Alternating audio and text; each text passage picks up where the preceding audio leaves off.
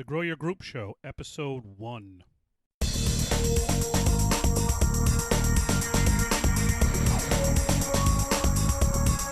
Giving you the tools you need to recruit more people, raise more money, and change more lives. It's the Grow Your Group Show with your host, Mike Cooney.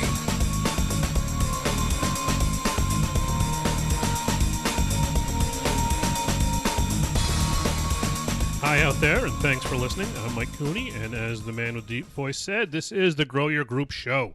First, a little bit of housekeeping. You can find us on Facebook at facebook.com/growyourgroup, and the website is mikecooney.net/growyourgroup. I do blog regularly, and if you want to find updates that I put out, you can sign up for the free email list right there.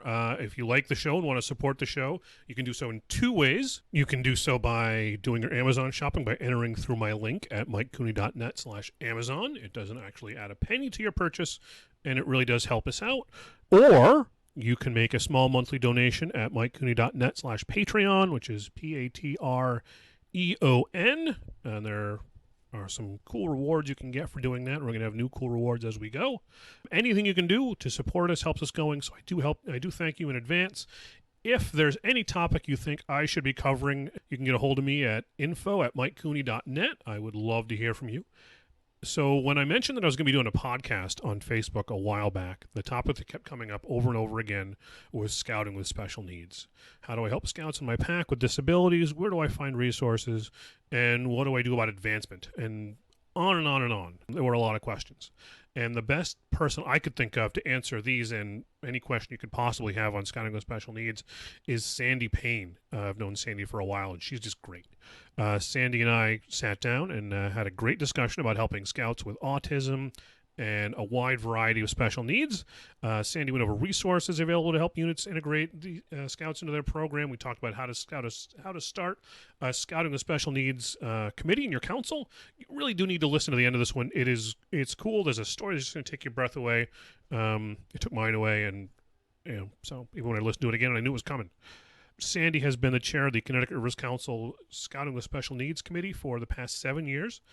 She's a licensed practical nurse and has been that for 20 years. In the last 15 years, she's been involved in scouting, starting as her son's tiger parent. Her son actually got his Eagle Award in 2015, and he's actually on the autism spectrum, so Sandy has experience not only working with scouts with special needs, but as a parent of a scout with special needs. I sat down with Sandy at June Norcross Webster Scout Reservation in Ashford, Connecticut. And you can find all the links to everything we talked about at the episode show notes page at mikecooney.net/1. Here's my talk with Sandy. I really hope you enjoy it. Welcome, Sandy. Thank you, Mike, for having me. So you are our first guest on our first show, and we're hoping that you can only go downhill from here. I have my wheels ready to go. So tell us a little bit about yourself. Where are you from? I'm actually from Niantic, Connecticut right now, which is down on the shore, and have been a nurse for the last 20 years. So how did you decide, I want to be a nurse? How do you decide that? Being a little kid, saving all the little animals in the neighborhood. Okay. And Nice. your grandmother that patches me up. Never took you to a doctor. Yeah. So you need to go to the doctor for that. So how did you get into scouting? My son. I had a young son, single parent, and the school says, get him into scouting. Nice. And so tell us a little about your son, because I think he's awesome, and I hope you agree. I mostly agree. He's like anybody's child, but yeah, I absolutely adore my son. He actually became an Eagle Scout 3 years ago. He is on the spectrum with autism, moderate. We've had a long run with that, but he's doing absolutely fantastic because we've had a lot of great people involved with him. And through scouting, scouting has been one of the forerunning programs that really helped his needs. Nice.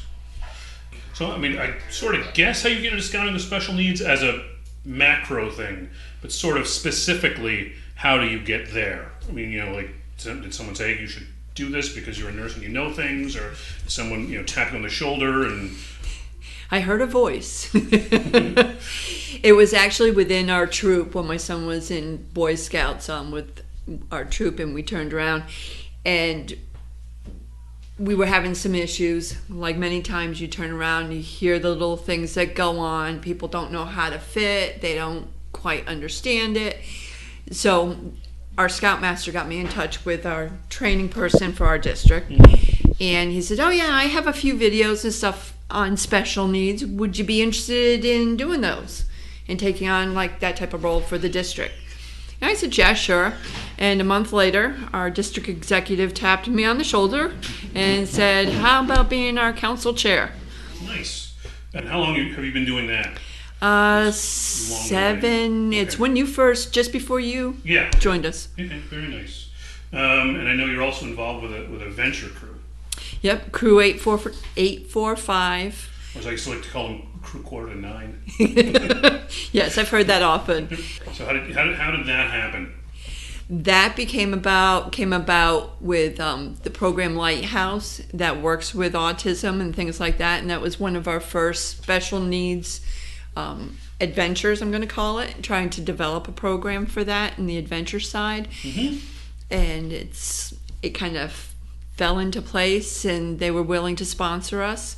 And it's been a work in progress because it's new, but it's still functioning, and they're enjoying. I think it's things a fun are going because the kids do they do take the lead on that. Yeah, which is really fun to watch. They've been surprised. A lot of the kids coming into the program have never been in that aspect. They are very protected in some ways, sheltered. So this program really gets them out in the community, gets them out into the environment and doing a lot of things that they may never have had that exposure. Nice. So to sort of get into some more specifics, what is autism? Autism, they're actually calling it, you used to hear like PPD and different, Asperger's, all of that. They now call it ASD, Autism Spectrum Disorder. Okay. And that's a lot of processing. It's actually one of the neurological things that we see, and kids have sensory issues, social issues, so they don't fit in. They're awkward. A lot of times their physical age does not match what their developmental mental age is. So you may see somebody who's 13, but they're still thinking and processing things on a younger level. So it's a hard fit sometimes, and the social avenue doesn't fit. So what are some things that a unit can do to sort of bring these kids in and sort of get them the help they need? Sort of, basics. As Scouting with Special Needs, you can actually, and it's not only people on the spectrum, it's physical, emotional, there's a whole listing. The first documentation I would recommend somebody going to or pulling up would be the Guide to Advancement, Section 10.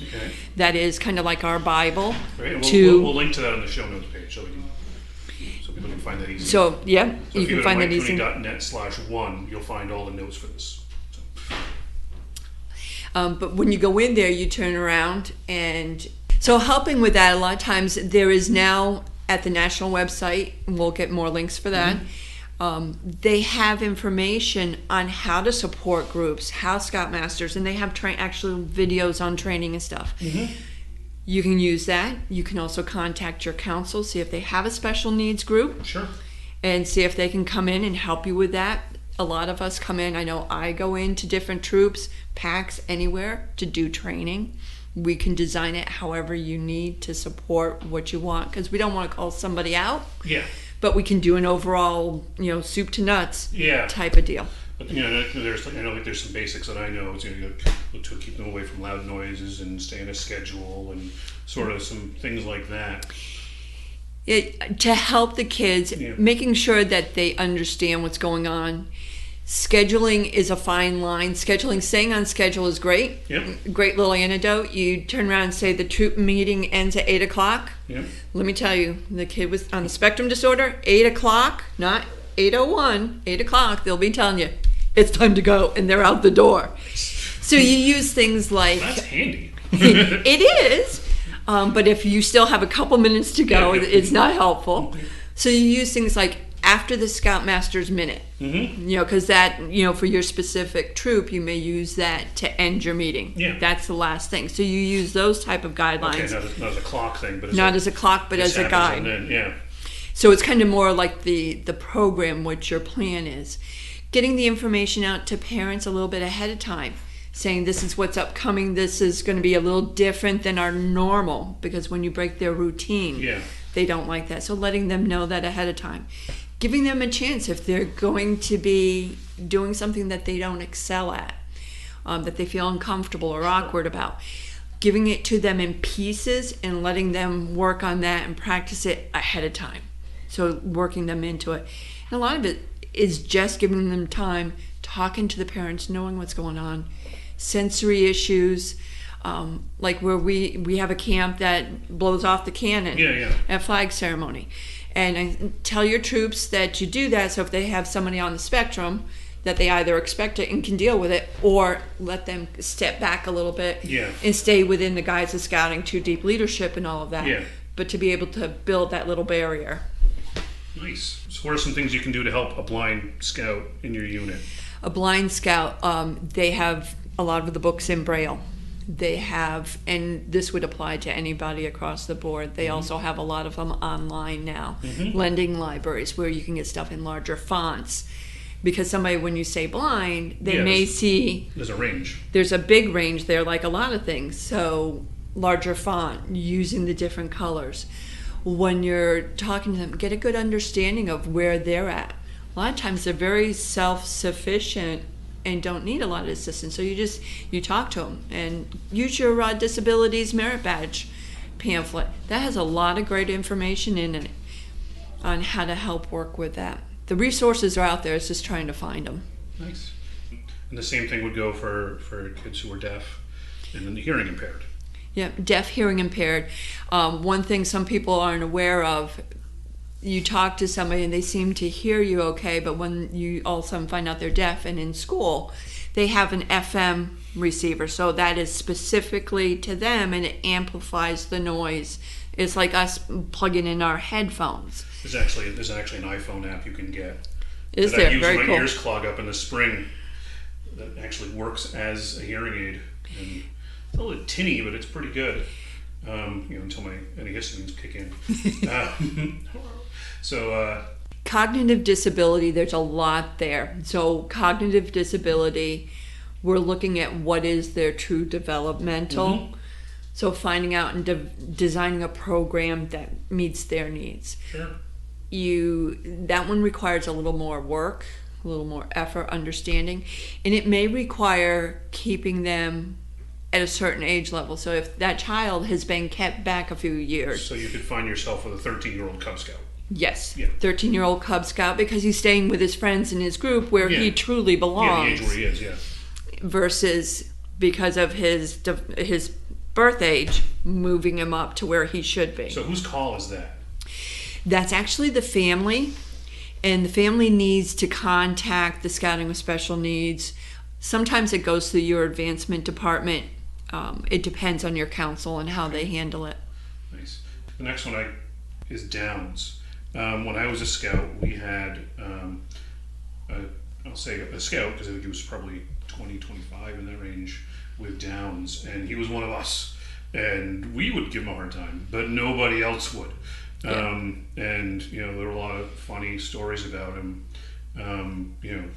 things that he would do, but he was our guy, and he just was one of us, and that helped sort of demystify that. And then when I was in Maine, we had a Down Scout who was 45, and I got to be there for his last merit badge. He was talking about his communications merit badge. Did his speech about his Special Olympics basketball team. We talked about the other team being losers. Just kind of laugh from the room. But just the things he knew. He was he knew the Red Sox, knew the Boston Red Sox as a savant.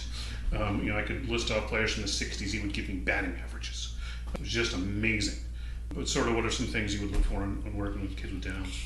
Down syndrome, again, like you pointed out, your troop age bracket, he was in his 20s. Yeah. So that was age appropriate for him, and he fit in wonderfully. And understanding and working and being comfortable with that, I think acceptance overall And that covers all the categories. Yeah, it's, sort of getting to be around and sort of builds the acceptance just because he's one of the guys. Down syndrome, one of the caveats to that, they can have a lot of other issues going on. Some of them heart-related, other things. So you need to be aware of those and what works and what doesn't work and those type of things. But it's fantastic seeing everybody there. Oh, yeah. And, the fun thing was the senior patrol leader, the scoutmaster of the troop was his younger brother. The senior patrol leader was his nephew. And they worked right with him, and, it was, actually he got to go visit them because his younger brother, the scoutmaster, owned a auto repair shop. So I'd go and hang out with the grandmother, and the whole family, just great scouting family. The next one on the list that you gave me was emotional and behavioral disorder, which I think terrifies people. Yeah, one of the things you can think of that I can come up with off the top of my head is what we call obsessive compulsive disorder. OCD. Mm-hmm. Somebody who has to do something, like I have to touch the doorknob every time I leave. Those are things you look at, and if you don't know the person has that, it's not like they're wearing a sign, so to speak. Yeah. Those are things that you really are difficult to learn about. People don't want to discuss it. Yeah. Families don't want to let that information out. Tourette's would be one. Obsessive defiant disorder. Yeah, that was the one there. That one can be very difficult for people because they think the person's being defiant intentionally and being disrespectful and all the things that go against the Scout law. Yeah, it gets under your skin on the leader's part very quickly. Yeah, and if the family and that hasn't been broached, well, and they don't know how important how to is deal with it. really is to working with families. Working with families is key. Yeah, with all of these, I think. With all of them. And having families, like you talked about the young man with Down syndrome. The family was involved in being the scoutmaster, being this, being that. So having family involvement. And it doesn't have to be mom or dad. Because sometimes having a child with special needs, you're tired. Oh, it's a full-time job. Yeah, it's full-time plus. So having other people involved from the family. Also, somebody who's very close. Yeah, neighbors even. That tends to bond. I have a quick little story on this. Sure. We have one of the camps I went into with my troop for probably 4 years running straight. Mm-hmm. First year, I was introduced to this young man who was on the spectrum at the time. They called it PDD. Didn't really say hi, didn't say much, hadn't advanced much. But there was another young man in the troop who actually went into the field. Yeah. He was just a natural at it. They were close. They helped each other out. And within the 4 years, we wound up having this young man coded. The other scout. Coded. That's good. We dropped a word there. We dropped a word there. Yeah. I'll get into coding in a minute. We'll go back there. But watching him going down the zip line and doing the COPE course. And this other young man coaching him and supporting him and helping him get over those fears was unbelievable. And a few years after that, I got to go to his Eagle Court of Honor. And that was the best day. Yeah, there's a bunch of those. I mean, I'm almost like, Oh, yeah. The next one is physically disabled, and I'm going to cut you off because I get an awesome story about physical disabled. It's in northern Maine. It's at Camp Roosevelt in Eddington. Which is mostly just a big rock with some woods on it. It's actually the big attraction is a mountain that they have called Black Cap. But there was a young man in a wheelchair, and his scoutmasters decided he should go do the flying squirrel. And he wanted to do the flying squirrel. So they were going to get him up there. But the COPE course isn't on a flat road. It's this gravelly incline, which is, feels like a 45-degree angle. So these two scoutmasters are pushing for all they can do to get this young man from Millinocket, Maine, up this hill, and it took him a good 20 minutes to get up there. And when they finally get him up there, the COPE course opened just for him, and they hooked him in and pulled him up in the air, and he started screaming bloody murder. You could probably hear him. You probably hear him from here. And then he got down, and and then the goose. That was great. And he talked about it for the whole rest of the week. Just the people who went above and beyond to make sure this kid would have that experience. I mean, I get goosebumps thinking about that. Just the amount of love it takes to push someone in a heavy electric wheelchair up that great a hill to make sure he could have that experience is just, I mean, it's jaw-dropping. I mean, other things for physically disabled in our camps have, a lot of camps, are required to have, ramps and things like that. Right. And even when they don't, the people make it work. After having watched that, pretty much anywhere is wheelchair accessible if you want it bad enough. Yep. And another one, we both have a mutual friend, traumatic brain injury. So what sort of things would you, how would that be? That one, I think the first thing I can say about it is the family is so heavily involved. Yeah. That really proves our point right there. But he has stayed in scouting. The scouting has been his backbone. Yeah. And his drive, and the way the troop and the friends have gathered around him to support him. Yeah. I think brought him through the initial injury and developed so much. Definitely, that's somebody I would look at having coded so they can continue that experience. Yeah. And coding is a process that allows a scout to stay in scouting as a youth beyond the age of eligibility. So how would you code someone? You would want to find the application. It's a 2-page application, and it's called Coding Beyond the Age of Eligibility. Mm-hmm. And you start processing that. It requires 6 fields.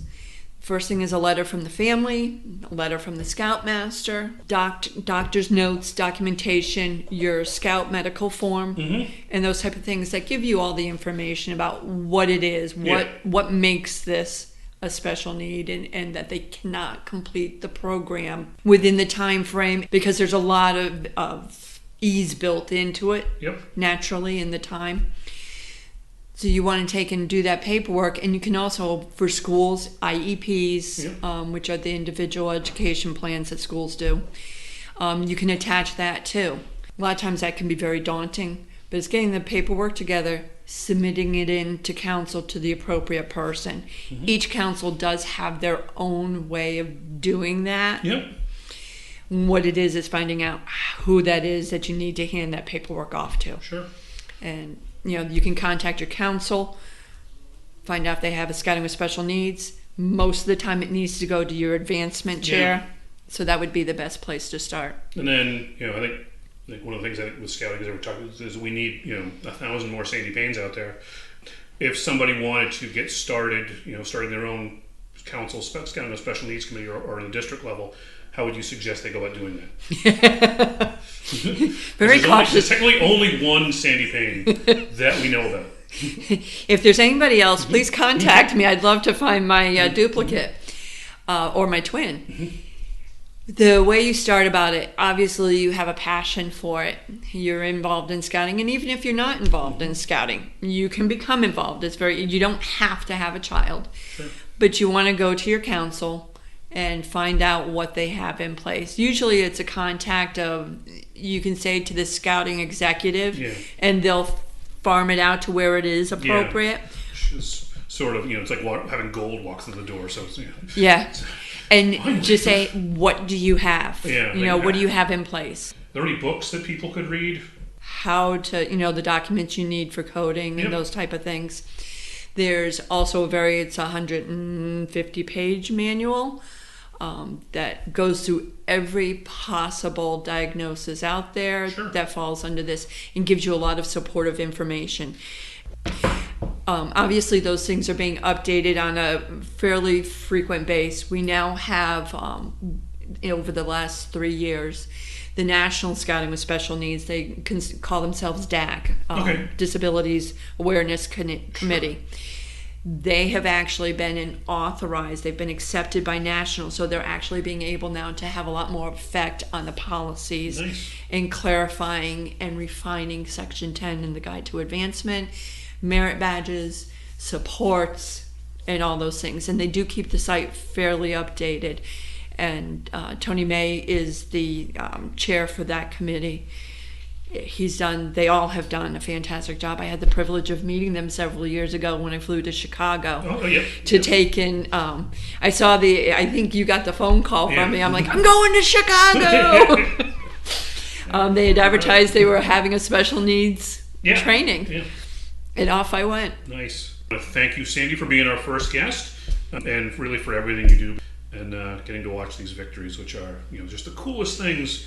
Actually, get to speak to somebody just outside, to speak to the Scoutmaster from Taffville, Craig Staggs, who's apparently we're meeting with once a month, and the stuff that they're getting to do. I have a great story about that troop. Okay, we'll get that. We'll finish on that. The best story, I was teaching a merit badge, first aid merit badge for his troop, and they have a young man who's in a wheelchair. Sure. He just transferred over there. Craig calls me like, what do I do? I have no idea how to incorporate this. And I wound up coming in doing the first aid merit badge. And one of the things is transports. How do you transport somebody from fires, those type of things? So we're outside, we're going through all of that, and the young man looks at me and he goes, how do I get out, or do you leave me behind? Ooh. Yeah. Yeah, that's kind of one of those moments, and I loved the answer. Yeah. I said, we don't leave anybody behind. Yeah. We had metal poles, okay, and we actually could fit them through the spokes on the wheelchair. Oh, okay. Put the brakes on, you had somebody behind them, and you do the front and back so it cantilever doesn't go backwards. Yeah. Because you're now carrying them. Well, we're carrying him around like this. Yep. And he's like the Pharaoh up on, he's loving it. And he has done such great things in scouting and has faced some real challenges since then. And it's been great to watch him grow. And I think everybody just really is happy with watching him and enjoying him. Nice. It is. It's a fantastic place to be. So, thank you so much for being with us, and we may have you again back if we get more questions, because I think this is sort of tip of the iceberg. Like no matter how many times you go over it, there's always more. So thank you very much, and my pleasure, Mike. Thank you.